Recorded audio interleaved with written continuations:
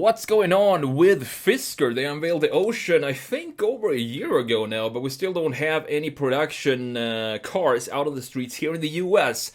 But there is some news when it comes to when they were going to start the deliveries of the Fisker Ocean, and that's what we're going to talk about today. We're also going to look at this design of the Fisker Ocean. I have a couple of things to say about it when it comes to the exterior design of this thing, and also the interior. Pretty interesting interior. We're gonna have a look at the front, side, rear, and the interior, of course, when we jump into Photoshop. But first of all, let's have a look at these deliveries and what's going on. When can we expect to see the Fisker Oceans out on the streets? So this is an article from Auto Week. I'm gonna link it down in the description, which says that here's when Fisker Ocean deliveries will begin. 2023 Fisker Ocean deliveries in the US will start the week of June 19th, which is next week.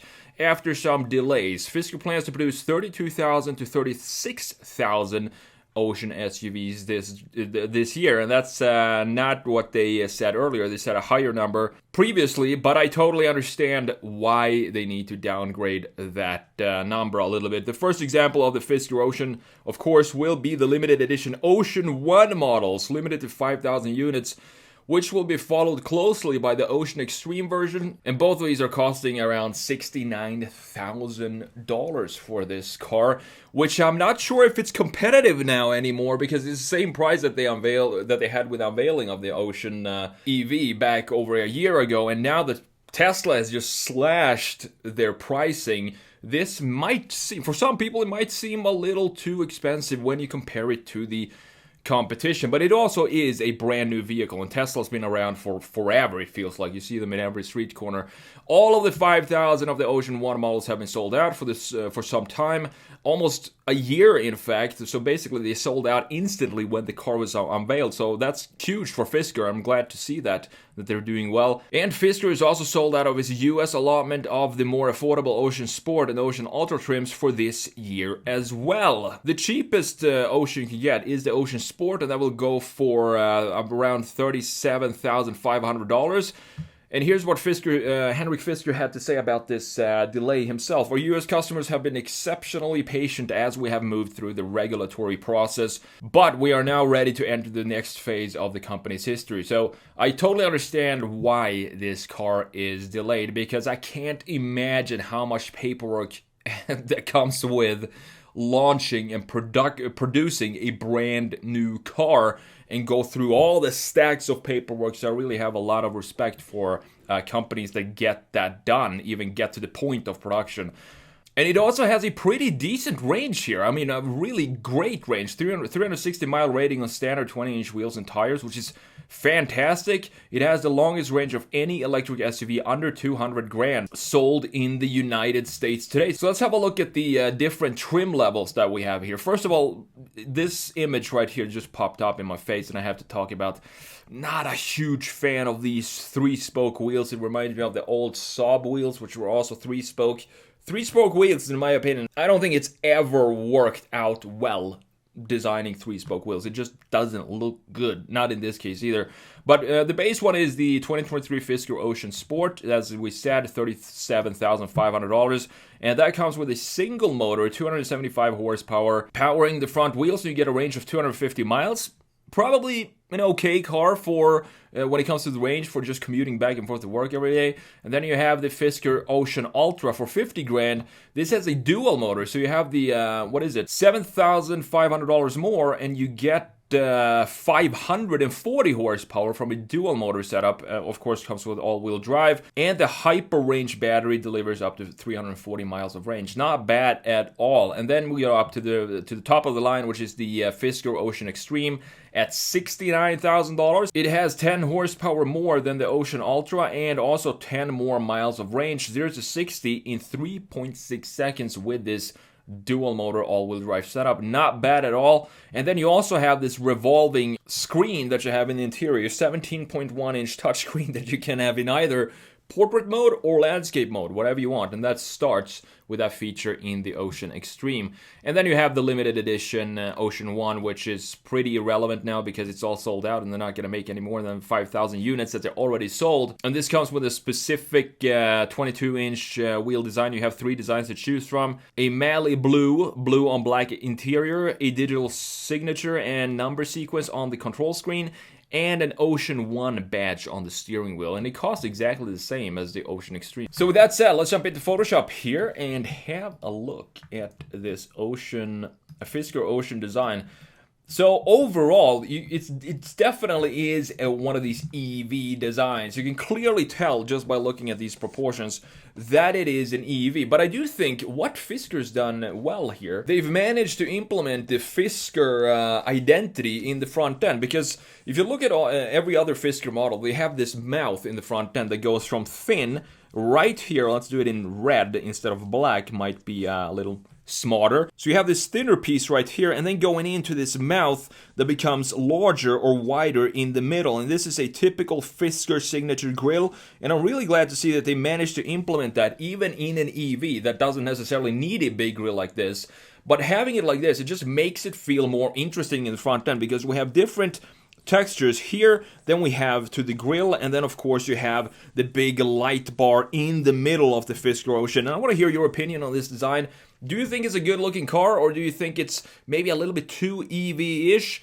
In my opinion, I think that this, having the body colored graphics stop at this point, it makes it look a bit more nimble and more like a hatchback than an SUV, because this kind of fades into darkness down here, all this graphics that with the black graphics that we have underneath this wing. What they could have done is they could have extended this wing to go all the way down here, and then we would definitely have more of an SUV feel for this design. So I think the front end of this looks interesting, and we also have some interesting looking headlights here with a couple of cubes inside, similar to what Genesis, I would guess, is doing right now, having these cubes inside here looking pretty futuristic. But I wouldn't say that the headlights have a specific personality to it. It looks pretty industrial to me. And this looks to be the limited Ocean 1, because we have the blue Mali blue color right here in contrast with the black rooftop. Moving down to the side view, and I think same thing here, it looks pretty decent in a side view as well for an EV. The reason why I'm saying this looks like an EV is if you have the roofline, if you sketch this out,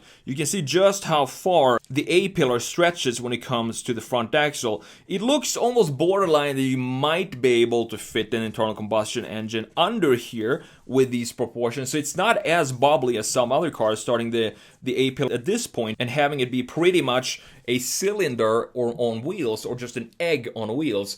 This has a little bit more definition than that. And I do like that they added some sharp lines inside the body here to make it a bit more interesting than just having everything be round and bubbly. Overall, I think it's a cool looking design, but we need to switch out these wheels, because these are the 3-spoke wheels that just, they don't look good, and they don't have any sort of premium feel to it. They feel pretty cheap just by looking at the design of these. So that's something that I would definitely switch out immediately when I got this car. But have a look at this. Have you seen any thinner taillights than these that we have on the Fisker Ocean? I don't think I have. They're super thin, almost like a toothpick on the side. So looking at the 3/4 rear view here, you can clearly see the taillights better in this case. And we have a very soft rear end with a chamfer going around the lower part of the graphics, which I kind of like because it gives it a housing for the lower section, and it feels like this is the styling piece from this area up top,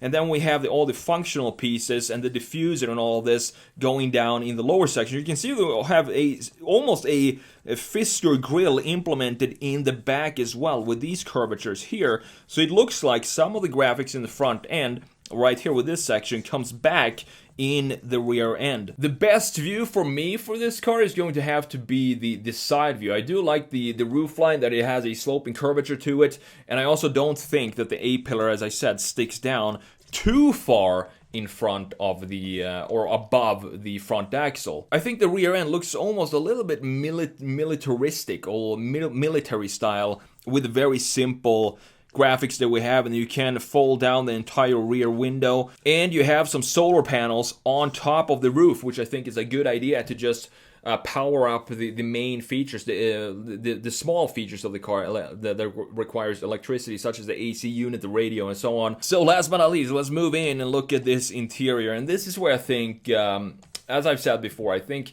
interiors these days, they're just losing their personality when it comes to the styling. And all we have now is just square screens, similar to what we have in the Fisker Ocean right here. 2 screens like this. Look at how plain everything else is around it. There's no real beauty in this design.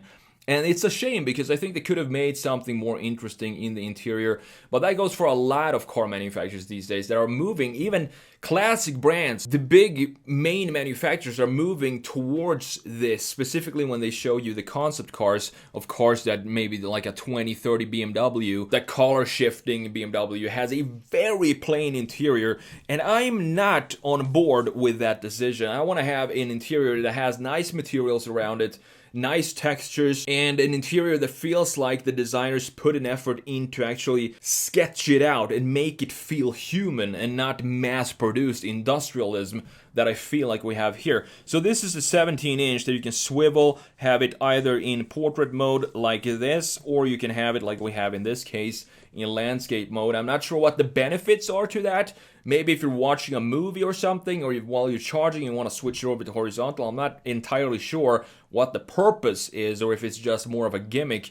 Down here you have a couple of, I'm not sure if these are tactile buttons, but you can see the climate control down here. We have the vent and the temperature. This looks like, I'm not sure what else it could be. This shelf here looks like to be some sort of touch feel to change the climate settings, which I appreciate them having separate from what's going on in the software and in the screen. So overall, looking forward to seeing this finally out on the streets when they start the deliveries of this next week. And since they have sold out of their entire inventory for the year, I think we're gonna start to see these more and more, and finally get a competitor, a clear competitor to all the Teslas that we see today.